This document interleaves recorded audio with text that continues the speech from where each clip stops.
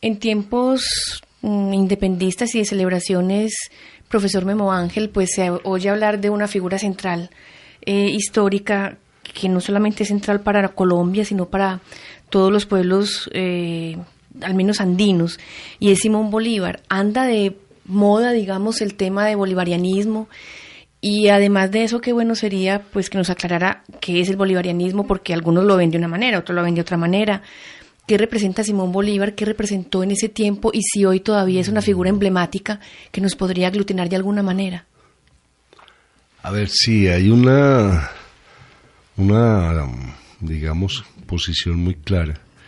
Y es que lo que une a América Latina es Simón Bolívar.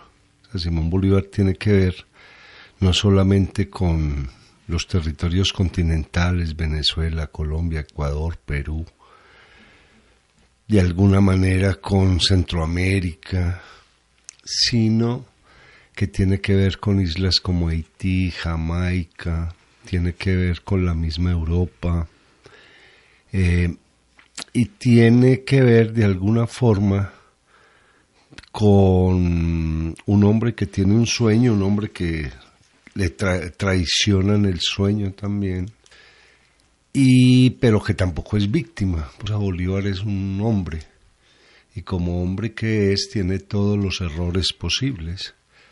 No es un santo, no es un psicópata, o sea, no es alguien que va detrás de una idea y no la suelta. Bolívar es una suma de contradicciones, y eso es lo que lo hace grandioso, que admite la contradicción, admite el error, admite también los momentos de grandeza, admite la posibilidad del sueño y al mismo tiempo admite la posibilidad de la derrota.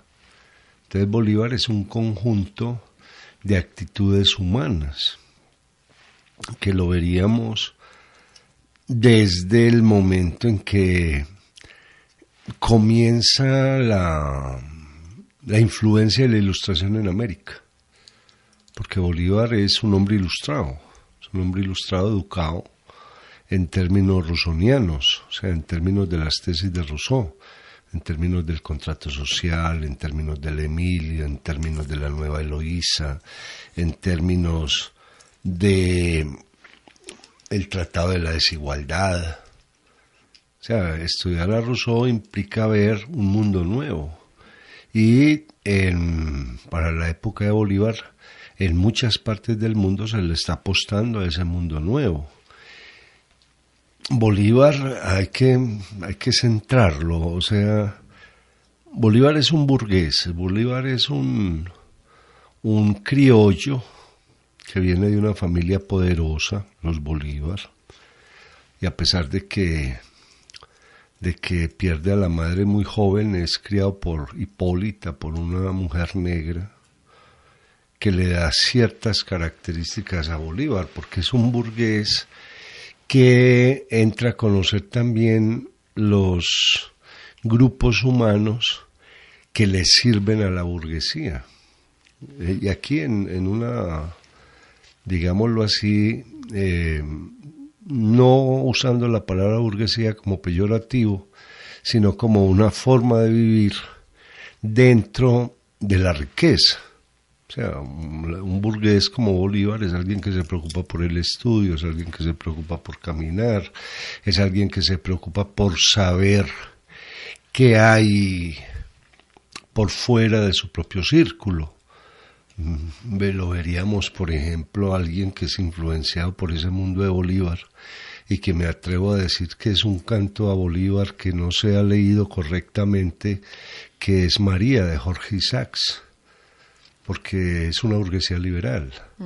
Y Isaacs es otro burgués liberal que trata de crear una utopía, como hemos dicho en algún programa, la última utopía liberal en Colombia, la buena vida entre los señores y los siervos, o sea, vivir de una manera que todos logren desarrollar sus posibilidades sin atacarse, por ejemplo. Me acuerdo cuando estaba chiquito, a uno le decían, había un versito por ahí que era Simón Bolívar, nació en Caracas en un potrero de 7 vacas, las unas gordas, las otras flacas, más que gallinas lo que había era guacharacas. Era como una forma, como le llegaban a uno con la idea de Bolívar, pero Bolívar hay que verlo a través de 3 elementos básicos. Primero, como un hombre ilustrado que conoce los grupos ilustrados que hay en Europa, en especial el grupo ilustrado manejado por Alexander Humboldt, que va a ser muy importante porque Humboldt lo hace caer a él en cuenta de lo que significa el Nuevo Mundo, de lo que significa la geografía como economía, como política, de lo que significa una gente que es diferente y con los cuales, dice burlonamente Alexander Humboldt, se podría hacer algo. De pronto se podría hacer algo. Esto lo oye Bolívar en París y de alguna forma lo coloca en posición a ver si es algo nuevo, si hay una geografía nueva que ha sido mal usada, porque los españoles nunca supieron manejar la geografía americana, que ahí hay una cosa tremenda, por eso nunca hubo un buen desarrollo de la economía, ni un buen desarrollo político, ni un buen desarrollo de las ciencias. Entonces, ahí hay un primer elemento claro de un Bolívar que se plantea un continente, que se plantea ahora sí un mundo nuevo, un mundo que ha tenido antecedentes revolucionarios. Hay un hombre con el que va a trabajar Bolívar y después se van a dar algunas diferencias muy grandes entre Bolívar y él, que es Miranda. Miranda es un hombre que piensa en una revolución burguesa, pero es un soñador. Es alguien que quiere una revolución, un cambio, pero desconociendo a la gente, a la mayoría en América. O sea, lo que piensa Miranda es que la clase dominante, los criollos, se independicen para ellos. Por eso, y que van a tomar un modelo interesante que es el de la monarquía. O sea, sería una rebelión para lograr colocar en este continente una forma monárquica. Y digo una rebelión y no una revolución, porque eso lo trabaja muy bien don Germán Arciniegas. O sea, Bolívar hace parte de la rebelión, pero no hace parte de la revolución, porque una revolución implica un cambio de paradigma. Una revolución implica mejorar los elementos anteriores, y una revolución implica una nueva forma de pensar. Entonces, a partir de ahí, pues no hablaríamos de revolución, sino de una rebelión contra unos sistemas de manejo de la tierra, hechos de manera muy burda, con mucho desprecio. De hecho, la mayoría de los españoles despreciaron América. Uh-huh. O sea, solamente los pobres españoles se venían a vivir a América. Pero las clases dominantes españolas tuvieron un desprecio muy grande por las colonias. Es más, nunca se enteraron dónde quedaban, ni qué pasaba ahí. Simplemente recibían una serie de informaciones y con base en esas informaciones trataban de hacer un gobierno en estas tierras. Entonces viene ese segundo punto de un Bolívar que sabe que debe luchar contra unas instituciones, pero que debe también luchar contra unos sueños muy difíciles de realizar. Ese es el problema con Miranda, que Miranda tiene un sueño, pero desconoce a la gente que hay en América. O sea, es un sueño para él, es un sueño de crear una nueva aristocracia. Más o menos se parece a lo que quiso hacer alguna vez George Washington, pero hombres como Benjamin Franklin y Thomas Jefferson lo detuvieron. Nosotros aquí no vamos a crear nada interesante con relación a modelos viejos, vamos a crear algo interesante con relación a modelos nuevos, ¿cierto? Y eso hace que se frene pues las intenciones de una nueva monarquía que planteaba George Washington. Ahí aparece un Bolívar interesante, un Bolívar que trata de seguir un sueño de rebelión, que se levanta pues contra el gobierno español, va a traicionar a Miranda va a dar a España preso, en fin, le van a dar, que hay una cosa muy simpática, que le van a dar un pasaporte para que se vaya, y alguien dice, dele ese pasaporte que esto es un muchacho que simplemente no quiere y no molestar. Y después ese muchacho es el que le va a quitar a España los territorios que estaba gobernando. Y hay un tercer elemento muy, muy importante en Bolívar, y es alguien que, es muy pragmático, es tremendamente pragmático. En los libros que se logra leer sobre Bolívar uno se da cuenta de que él se vuelve muy, muy desobediente cuando aparece una miopía grande sobre los acontecimientos. O sea, él toma sus propias decisiones. Eso va a suceder con los gobiernos en Colombia, eso va a suceder con Camilo Torres, por ejemplo, que Camilo Torres le va a ayudar a Bolívar, pero Camilo Torres es muy lento para tomar decisiones. Bolívar es tremendamente rápido para tomar decisiones. Y esta desobediencia le va a crear a él muchos problemas, demasiados problemas. Bolívar, dentro de esa desobediencia, realiza lo que se llama la campaña admirable. O sea, vuelve y recupera Venezuela, que ha quedado en poder de España después de que fracasa la rebelión de Puerto Cabello, por ejemplo, y logra recuperar el país en muy poco tiempo y con muy pocos hombres. Entonces, lo que está demostrando que Bolívar también es un gran estratega. Es un hombre que sabe manejar muy bien el territorio, sabe manejar muy bien las debilidades del opositor y logra o alcanza un puesto interesante en el mundo de la guerra. Hay que tener en cuenta que Bolívar es un hombre que admira y odia, como dice William Ospina en un libro que se llama En busca de Bolívar, admira y odia a Napoleón. Lo odia porque se ha vuelto un emperador, pero lo admira por las campañas y las estrategias con las que Napoleón se está apoderando de Europa. Y lo que más le va a llamar la atención es que Napoleón es el más sencillo de todos los generales franceses. Mientras todos van llenos de medallas, plumas, armas relucientes, Napoleón no. Y por eso se nota Napoleón. Después él va a copiar ese modelo que logra ver de Napoleón, lo va a copiar cuando se encuentra con Pablo Murillo. Murillo, que es el pacificador, es el hombre que viene a pacificar estas tierras, se va a encontrar con Bolívar, y mientras Murillo viene pues lleno de medallas, con decoraciones, símbolos, guerreros, etcétera, Bolívar aparece en una mula con un sombrero de paja y una chaquetica azul, ¿cierto? Y eso desconcierta a Murillo. Eso lo aprendió de Napoleón, y eso es una enseñanza muy interesante, de que una de las formas para descontrolar a otro es no parecerse a él, es crear una diferencia clara.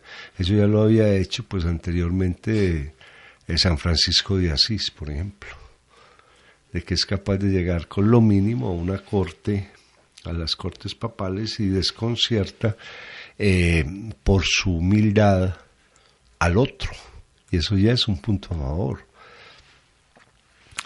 A ver, Bolívar, entonces lo vemos como un guerrero, lo vemos como un hombre que camina más a América que el mismo Humboldt.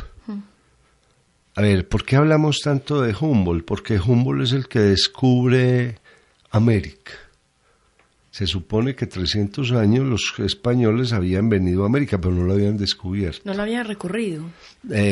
Sí la habían recorrido, pero como lo recorre un ignorante, sin saber qué hay ahí.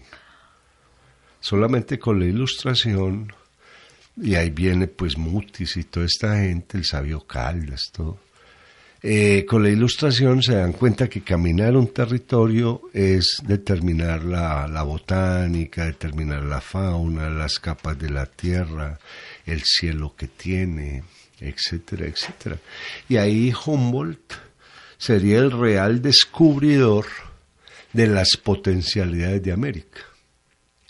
Y Bolívar, que le aprende mucho a Humboldt, que trae esa mentalidad rusoniana importante que se la ha dado su maestro don Simón Rodríguez, Bolívar va primero a conquistar esos territorios para luego en su sueño darle las posibilidades de las que habla Humboldt. O sea, vamos a crear unos territorios donde la geografía nos va a permitir crear sociedades nuevas. Bien. Crear sociedades únicas de hombres nuevos. Ese pues va a ser el sueño de Bolívar, que se encuentra en lo que se llama la Carta de Jamaica. La Carta de Jamaica es tal vez donde está toda la ideología de Bolívar, que es una carta que él escribe en el exilio, precisamente en Jamaica, en el mundo inglés.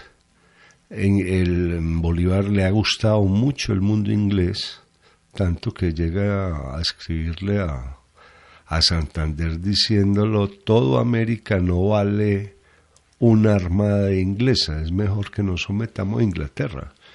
Eso, por ejemplo, es algo que trae don Germán Arciniegas,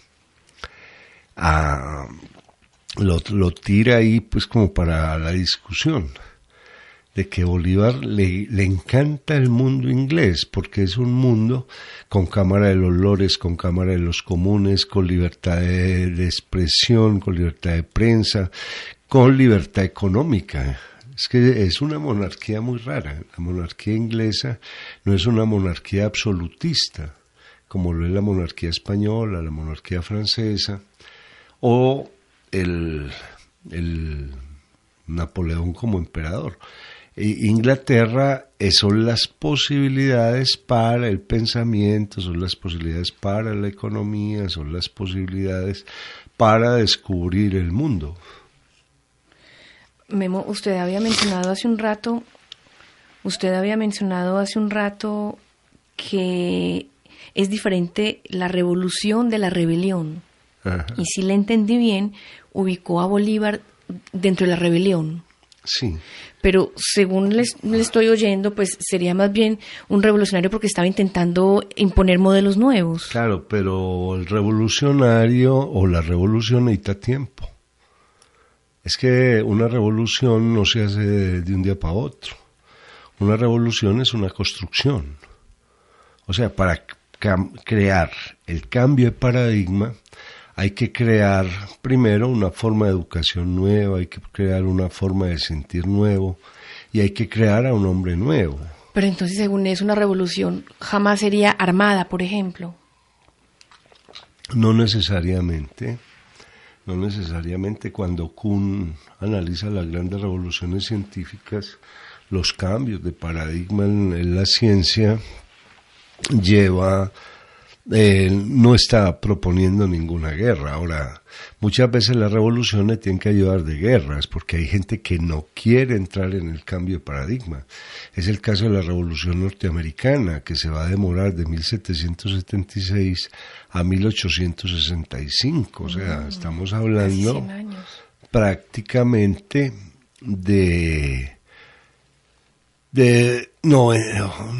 76, 65, de 81 años. Construir una revolución, construir un cambio.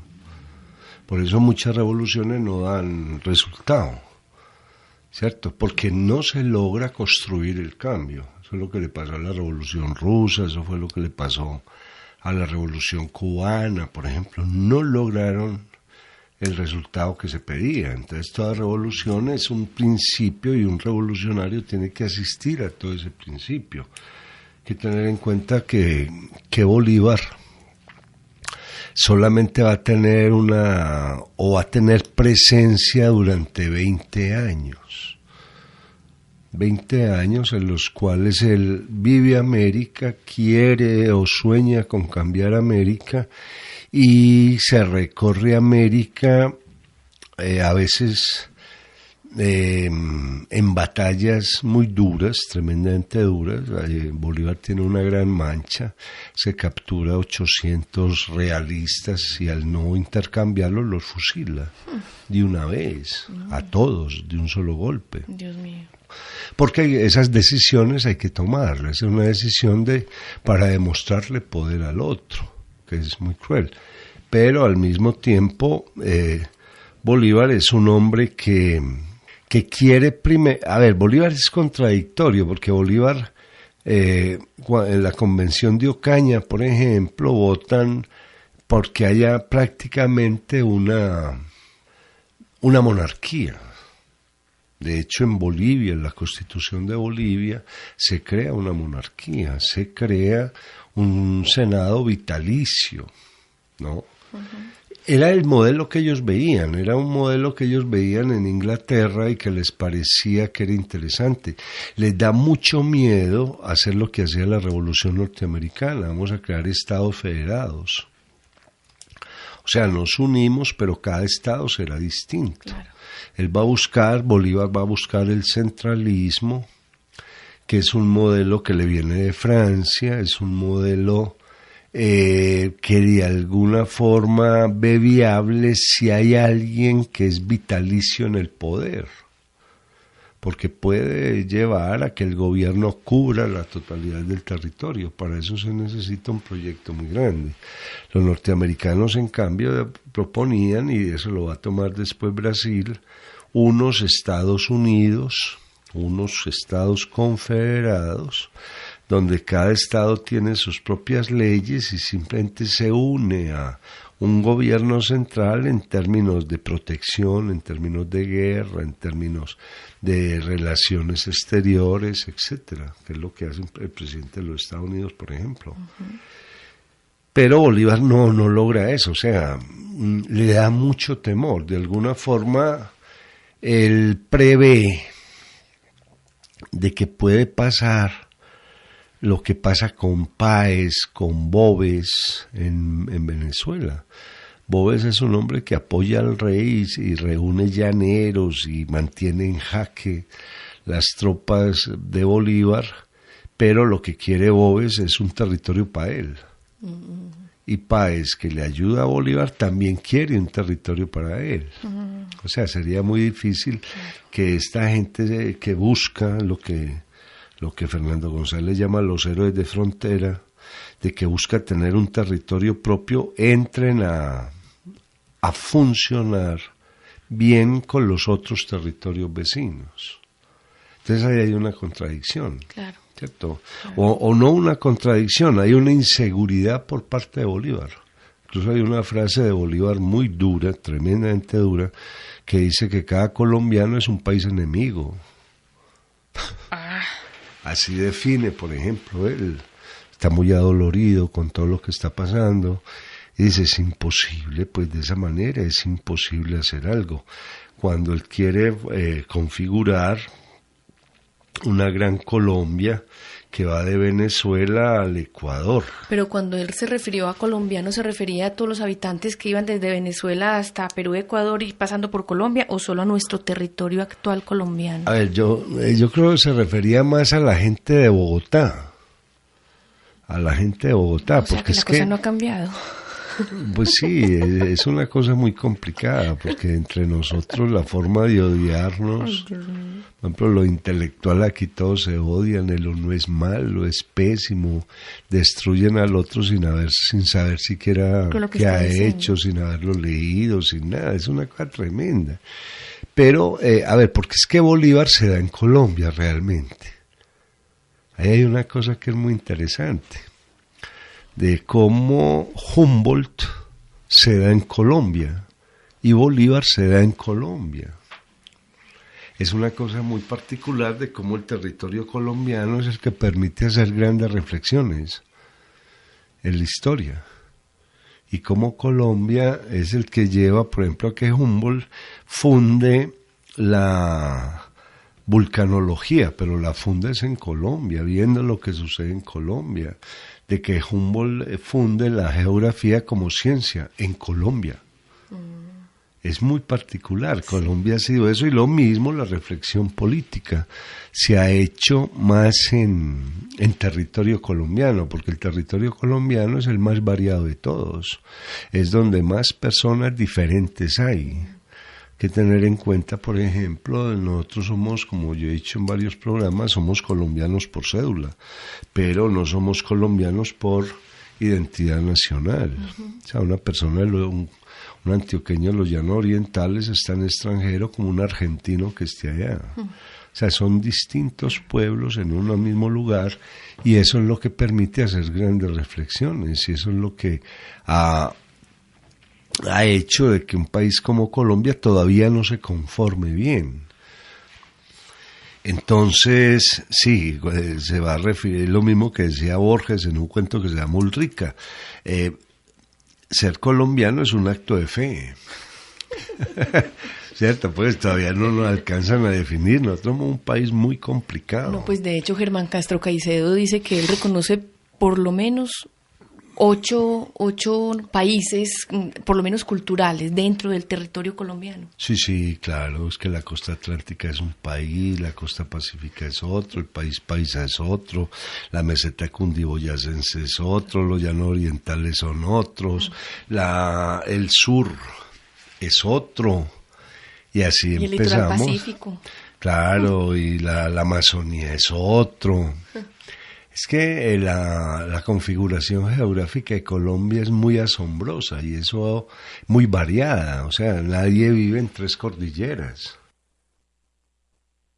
Y esas 3 cordilleras nos separaron de los llanos, nos separaron de la selva, nos separaron de alguna forma de formas de la costa. Por ejemplo, hay de las cosas más simpáticas del mundo, los antioqueños todos van al océano Atlántico en vacaciones, y nos queda más cerquita de Medellín que más cerca del océano Pacífico, y no hemos hecho una carretera al océano Pacífico. Interesante. Una vía que nos sitúe en el Pacífico. No. Ni tenemos una gran ciudad en el Pacífico. No hemos visto el Pacífico. Es muy particular, o sea, todo eso le llama la atención a Humboldt, todo eso le llama la atención a Bolívar, todo eso, y por eso hay tanto territorio que vamos descubriendo apenas en la medida en que lo político se va dando. ¿Es tan determinante que vivamos en medio de 3 cordilleras? A ver, sí, porque es que las 3 cordilleras me determinan por accidentes geográficos gentes diferentes.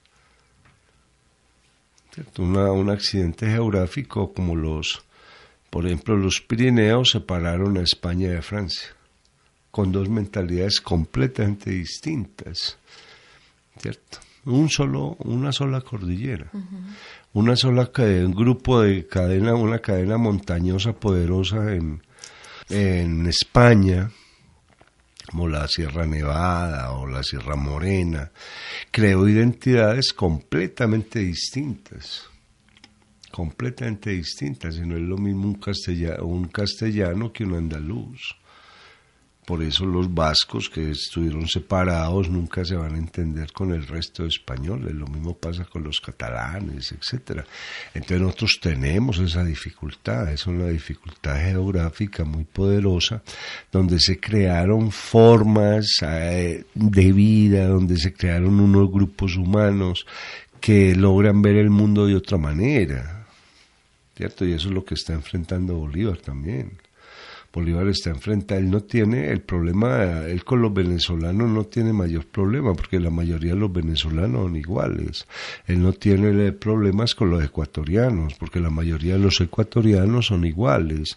Pero cuando entra en un mundo como el de Colombia, las diferencias, tanto políticas como económicas como raciales, son inmensas. Y eso hace que él entre en un mundo muy complicado. Por eso Santander, que a veces ha sido muy mal visto, Santander trata de que las leyes se aumenten, de que hayan demasiadas leyes para controlar a la gente de la guerra. O sea, cuando Santander empieza la creación de legislaciones, por eso lo van a llamar el hombre de las leyes, no lo hace porque quiere inventar leyes. Él tiene que controlar a un montón de gente que después de una batalla se siente con poder y que puede llevar a atacar el vecino en un momento determinado. Entonces a esta gente que viene de la guerra hay que legislarla, hay que decirle si hace esto eso es un delito, si hace aquello es un delito, etcétera, por los distintos intereses. Eso hace, por ejemplo, que la Constitución colombiana sea una constitución mucho más grande que la de Venezuela, que la del Ecuador, etcétera, porque hay que controlar un montón de gente que es distinta. Ay, wow. Ay, Dios mío. Sí, aquí hay un problema que es interesante y que lo va a enfrentar, pues, Bolívar, y que se va a dar cuenta de eso,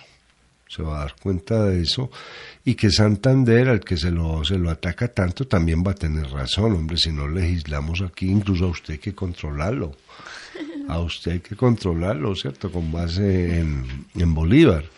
Entonces lo que se ha hecho con Bolívar, lo que debemos entender de Bolívar, es simplemente un hombre que quiere crear un territorio nuevo, un hombre nuevo, pero que hace parte más de digamos que del sueño rusoniano, de la utopía rusoniana, que de una realidad.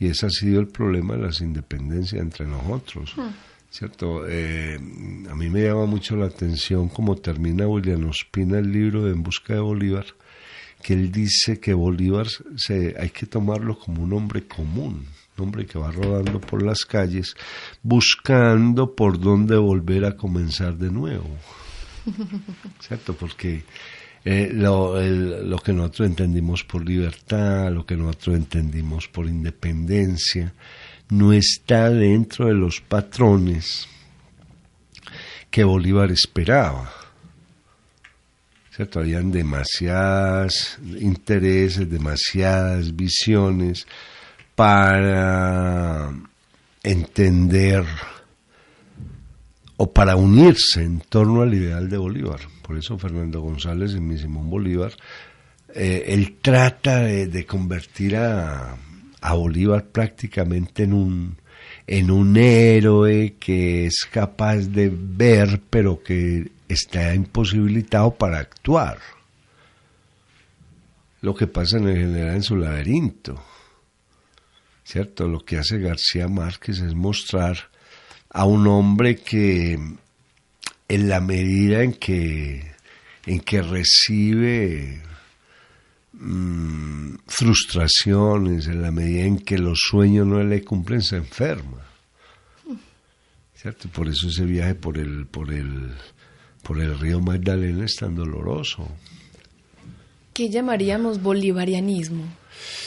A ver, el bolivarianismo sería como la forma de volver a entender cuáles son los ideales de Bolívar, y hoy en día, donde ya tenemos mejor información, hoy en día donde podemos llegar a hacer, digamos, pactos mucho más profundos, encontrarnos con Bolívar. O sea, es que el pensamiento de Bolívar no está desfasado, sino que es un pensamiento que estuvo detenido por los intereses de otras personas.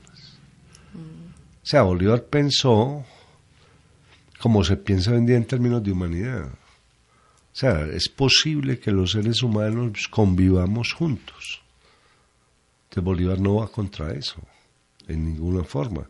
Es posible que seamos o que tengamos una estima importante por haber nacido en estas tierras.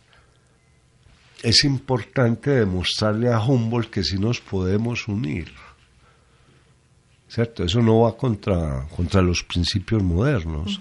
Por eso el bolivarianismo sería el reestudiar la propuesta bolivariana, pero no usarla como algo político. Por ejemplo, Bolívar no tiene nada que ver con el socialismo, por ejemplo. Cuando hay un montón de gente o gobernantes que toman esa bandera, es que no, incluso Bolívar es racista, ¿cierto? Cuando él manda a fusilar a Piar, que era un hombre mulato, lo manda a fusilar es porque le da miedo de que él levante los pobres contra los criollos ricos americanos. O sea, Bolívar cae, es un hombre de su tiempo. Es que no, Bolívar no es un santo. Claro. Pero es un hombre con unas ideas interesantes. Nos podemos unir, podemos trabajar juntos, podemos generar el cambio que ya proponía Alexander Humboldt. O sea, una gente con identidad. Se puede crear una identidad americana. ¿Cierto? Americana, porque es que nosotros en este momento nos llamamos latinoamericanos por Napoleón III, que establece que esto se llama América Latina. Ni siquiera nosotros mismos tomamos el nombre. Nos llegó de Francia. ¿Y él por qué dijo que nos llamáramos América Latina? Para poder diferenciar de América sajona, la del norte. ¿Cierto? Y con cosas tan simpáticas como estas. Por ejemplo, en el caso de Medellín, nosotros estamos o hay mucha ideología contra el norte y no nos damos cuenta que nosotros estamos en el norte. Sí, eso es tremendo. Medellín está 6 grados por encima, o sea, hay prácticamente medio país que está en el norte y que hace parte del norte. Por eso es que a nosotros el clima de los Estados Unidos nos afecta, todo eso, es porque todos nosotros estamos en el hemisferio norte. Es que ni siquiera sabemos dónde estamos. es que eso es muy charro, ¿cierto? Y eso es lo que destroza a Bolívar. Bolívar es un hombre que se lo puede estudiar, pero tenemos que tener en cuenta que es humano, que es un hombre que le encanta bailar, le encanta hacer lo que hace el pueblo también. Eso, por ejemplo, hay un momento en que Miranda lo regaña, porque él está saltando los caballos, haciendo cabriolas encima de los caballos para demostrarle a los llaneros que él es capaz de hacer lo que ellos hacen. Cierto, que es una cosa interesante. Sí, entonces en Bolívar habría que estudiarlo en la Carta de Jamaica. La Carta de Jamaica es la que crea el bolivarianismo, ¿cierto? Donde ahí hay una propuesta para un hombre nuevo. Hay una propuesta que 200 años después, que es lo que se está celebrando hoy en día, se puede estudiar. Hay que tener en cuenta que América Latina ha hecho ensayos muy fuertes. Nosotros hicimos un ensayo que fue el Pacto Andino, que nunca dio resultado, que es una de las demostraciones pues, de que Bolívar de alguna forma tenía razón al ponerse nervioso con los intereses particulares de cada uno por encima de los intereses comunes, pero vemos casos como Mercosur, cómo empiezan a unirse, como Brasil se une con Argentina, se une con Chile, etcétera, para crear un territorio en donde los seres humanos puedan convivir en buenas condiciones, porque uno de los problemas, y de pronto sería la inmensa tristeza de Bolívar, es ver cómo su nombre es pronunciado por cantidad de gente que nunca lo estudia, que nunca sigue el sueño de Bolívar, y que nos daría, seguir el sueño de Bolívar, nos daría esa posibilidad de sentirnos con identidad suramericana. A mí me encanta ese término de Fernando González. Nosotros no estamos ni en Sudamérica, no, estamos en Suramérica. Y Suramérica tiene unas características determinadas, tiene un idioma, tiene unos grupos humanos y tiene unas posibilidades muy grandes frente a la sobrevivencia de Occidente. Hay que tener en cuenta que Occidente solamente son la mitad de Europa, que no es un continente sino una extensión de Asia, y América, eso es Occidente. Y Occidente sobrevivirá si América se constituye como depositaria del pensamiento occidental, porque ya Francia no va a ser capaz. En Francia hay más argelinos que franceses al paso que van. Lo mismo va a pasar con el pensamiento alemán, los ingleses son los únicos que tuvieron la habilidad de regarse por el mundo. ¿Cierto? Cuando se habla de por qué Inglaterra, una isla tan chiquita, es tan poderosa, pues muy fácil, porque ellos están en Australia, ellos están en Canadá, ellos están en Belice, ellos están en Trinidad, ellos están en Jordania, y todo eso es Inglaterra. Todo eso es Inglaterra. Pero América Latina o Suramérica tiene una luz. Esa luz nunca la estudiamos. Esa luz es Bolívar, y de ahí vendría el bolivarianismo, estudiar esa luz. Porque es un sueño ilustrado. Es un sueño de la razón, no es un delirio. ¿Cierto? Muchas veces a uno le muestran a Bolívar como si fuera un loco haciendo juramentos por todos lados. No, Bolívar nunca hace eso se lo inventan los historiadores oficiales. Con Bolívar lo que se crea es un principio básico de identidad. Si vamos a reconocer quiénes somos, empecemos por estudiar la Carta de Jamaica y llevar a cabo eso que se propone en la Carta de Jamaica. De esta forma, amigos oyentes, hemos llegado ya al final de nuestro programa La Otra Historia con el profesor José Guillermo Ángel, Memo Ángel, quien en esta ocasión ha hablado sobre el tema Simón Bolívar,